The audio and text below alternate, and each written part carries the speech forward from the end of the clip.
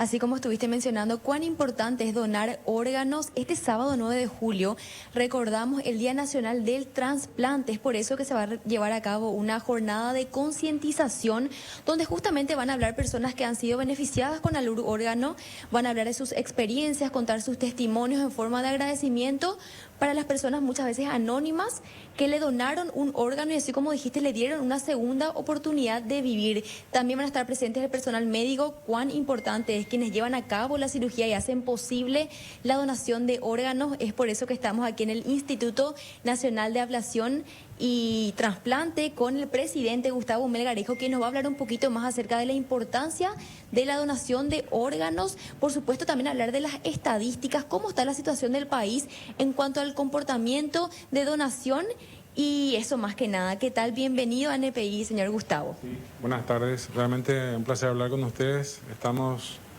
instando a la sociedad, aprovechando el Día Nacional del Trasplante que se conmemora cada 9 de julio en conmemoración del primer trasplante cardíaco que se hizo en el país. Básicamente aprovechamos esa fecha para instar a la sociedad a tomar conciencia de la importancia de la donación y también hablar de la necesidad de esas personas que tenemos actualmente 250 personas en lista de espera, alguna situación de mucha gravedad que requiere un trasplante en forma urgente, por lo cual es importante conversar y sobre todo tener conciencia y sensibilización con la necesidad de un paraguayo, que puede ser cualquiera de nosotros, porque el trasplante tiene esa cualidad, que es la sociedad de la que da y la sociedad de la que recibe. Nosotros solamente somos como institución un gran articulador que trata de que los procesos sean realmente realizados en forma exitosa y proveer toda la medicación que requieren de por vida para los casos de pacientes trasplantados. Por eso también creo que es importante que la gente conozca el lado humano de la donación y sobre todo también que esos trasplantados existen y que todas esas personas que existen es gracias a alguien que hizo ese gesto tan humanitario. A ver, mencionaste 250 personas en lista de espera. ¿Ese número es normal en comparación a años anteriores? ¿Ahora hay una baja en cuanto a donación de órganos? La donación tiene la misma característica que en los primeros años de la pandemia, ¿verdad? Para el trasplante más o menos en la lista de espera más o menos es el promedio que se maneja a nivel país, que de por sí nosotros tenemos perspectiva de que aumente, porque en realidad, por ejemplo, en la parte renal sería importante que más personas accedan a la lista de espera, porque si vos haces la relación entre pacientes que están en hemodiálisis y pacientes en lista de espera, la cifra no es muy importante. Entonces, de por sí que hacemos muchas charlas también con los profesionales para que le concientizan a los pacientes la importancia de hacerse los estudios y también ser incluido, porque un paciente que no está en lista de espera no se puede trasplantar. ¿Hay diferencia en cuanto a la pandemia en los números? Sí, claro, eso a nivel mundial. Lógicamente que la pandemia hizo que haya países inclusive que tengan cero de actividad, no tuvieron ni una sola actividad de trasplante. Nosotros realmente por las modificaciones que hicimos en la ley y por hospitales que realmente hicieron el mayor esfuerzo para hacer los trasplantes de pacientes fallecidos, mantuvimos activo el programa, tanto en 2020 como en 2021. Lógicamente que las cifras caen y el año 2021 es mayor con respecto a 2020 y eso a nivel Latinoamérica solamente 4 países lograron esa, porque es muy desafiante en esta situación epidemiológica de hacer trasplantes. Mencionaste que el personal médico, ustedes le concientizan también a ellos porque ellos son los que tienen contacto con las personas posibles que podrían llegar a donar, ¿verdad? Exactamente, el profesional de salud es el elemento clave en todo este proceso porque él que no, tiene que notificar de presuntos potenciales donantes, mantener y hacer que su hospital tenga la estructura para que esos casos que nosotros solemos tener en forma periódica sean también satisfactorias, porque lógicamente que cualquier tipo de obstáculo que se presente en el proceso hace que el trasplante no sea realizable. Y eso nos ha pasado también, ¿verdad? Por eso es importante concienciar a los profesionales de salud, ni que decir a la sociedad que es parte importante de este fenómeno que en realidad en todo el mundo se habla como un milagro, porque es un milagro que haya alguien que prácticamente tenga las mismas compatibilidades, tanto físicas como laboratoriales, para que uno pueda ser trasplantado.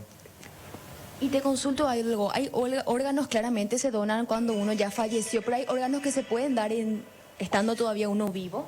Sí. Es muy interesante tu pregunta. En nuestra práctica nosotros solamente hacemos donante vivo en trasplante renal, ¿verdad? Y justamente este jueves vamos a hacer una reunión médica para consensuar algunos aspectos importantes de este programa. Y en la práctica mundial también se hace con el hígado. Por ejemplo, el hígado se hace una cirugía donde se saca una parte del hígado y generalmente se implantan en los hijos de los padres que sean más compatibles, o es papá o mamá, según el grado de compatibilidad que tenga con el niño. Eso, nosotros por suerte tenemos la ayuda siempre, la cooperación de la Argentina en ese caso. Lo que nosotros sí hacemos es proveer la medicación, y ahora ya tenemos inclusive especialistas en el país, porque antes ni siquiera eso había en el país, especialistas que pueden hacer un seguimiento de esos casos, porque como son casos muy particulares, también la persona que sigue a ese paciente tiene que conocer el proceso y entender las complicaciones que puede tener en el transcurso del tiempo. Entonces, digamos que es un desarrollo progresivo, pero lógicamente que necesitamos mayor inversión y sobre todo que algunas del país tengan esa posibilidad también de hacer ese tipo de procedimientos en los hospitales que cumplan las condiciones para ese fin. Y otra consultita, ¿un menor de edad puede donar? Un menor de 18 años. El menor de edad solamente puede donar si es que los padres, si hablamos de órganos, autorizan esa donación, ¿verdad? Que eso es nuestra ley, y casi en cada país cambia un poco la edad. Pero solamente los padres o tutores pueden autorizar, porque al tratarse de menor, alguien tiene que firmar el documento que autorice ese tipo de procedimiento, ¿verdad? En el tema de células es un poco diferente, porque ahí sí se pueden utilizar donantes de niños, pero siempre el procedimiento tiene que estar autorizado por los padres. Siempre esa condición, de lo contrario no se puede hacer absolutamente nada. Cuando hablamos de órganos también podemos mencionar de donación. Sí, te escuchamos. ¿Cómo ve el doctor el desarrollo de la ley Anita? Porque a partir de esa ley, aquellos que no dejaron expresamente que no quieren serlo, lo son.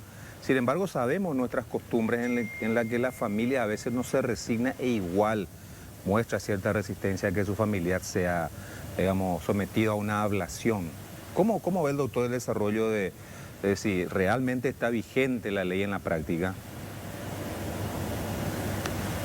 Se me cortó de repente. ¿La ley cómo? La ley Anita establece que aquel que no dejó dicho que no quiere ser donante, al fallecer, si sus órganos sirven, son, digamos, sometidos a ablación para trasplantarlo a alguien que lo necesite. En la práctica, ¿se está cumpliendo la ley o sigue habiendo resistencia de los deudos que quedan? ¿Cómo ve usted la ley Anita? Es una ley que ha ayudado muchísimo al país, en el sentido que justamente yo creo que esa ley es lo que permitió que los programas no hayan caído en la época de la pandemia. Pero es una ley que de por sí es una estrategia más que el país debe emplear, porque evidentemente que el factor clave es la educación y también el crecimiento estructural del sistema de salud para responder a la demanda que el país tiene de acuerdo a su población. Somos 7 millones de habitantes y nosotros inclusive hicimos un estudio con la Organización Panamericana de la Salud, donde claramente se demuestra que el país, su objetivo como en trasplante renal, por ejemplo, deben ser 100 trasplantes al año, o sea que necesitamos por lo menos 2 hospitales más que hagan trasplante y también más cantidad de equipos, porque lógicamente cuando uno tiene donaciones consecutivas ya el sistema no puede responder a esa demanda. O sea, ambos extremos son importantes que crezcan, porque de lo contrario, por más que haya voluntad y haya condición, muchas veces no se pueden realizar porque esas cuestiones logísticas son importantes de tenerlas.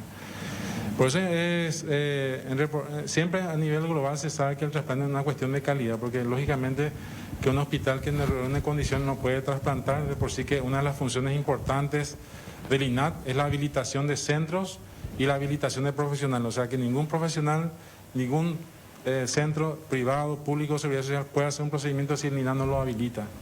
Eso es un mensaje claro que tenemos que tener. ¿Por qué? Porque en realidad lo que el sistema quiere es proteger al paciente. O sea, nosotros en todo momento, nuestra condición es proteger al paciente que va a ser trasplantado y también cuidar que el proceso de certificación de muerte de esa persona que lastimosamente, ¿verdad?, por esas cuestiones accidentales de la vida fallece, bueno, que se cumplan lo que nuestros protocolos están bien establecidos, que eso realmente está muy bien consolidado.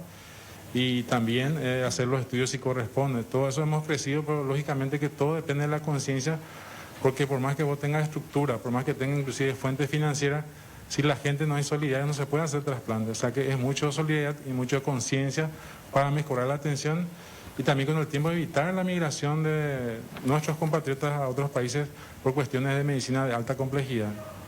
Perfecto, entonces lo importante es la concientización para que los potenciales donantes puedan donar, puedan darle una segunda oportunidad de vida a personas que realmente necesitan, y como vemos el número es bastante grande, 250 personas aproximadamente. Entonces, este sábado se va a llevar a cabo una jornada de concientización. Está abierto a todo el público, cualquier persona puede participar. Sí. El horario sería de 12 del mediodía hasta las 20 horas. Sí, exactamente, de 12 a 20.